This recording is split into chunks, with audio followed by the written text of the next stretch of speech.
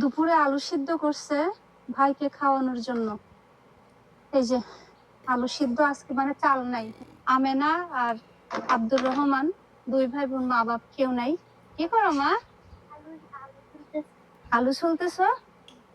দেখি, এদিকে আনো তো ডেক্সিটা।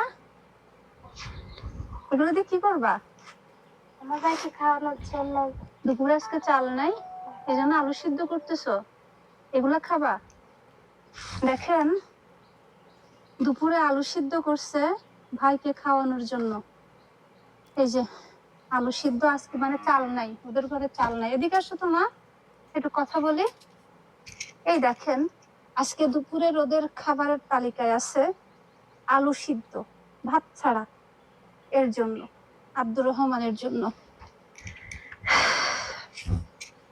বাবা, মাদ্রাসায় গেছো?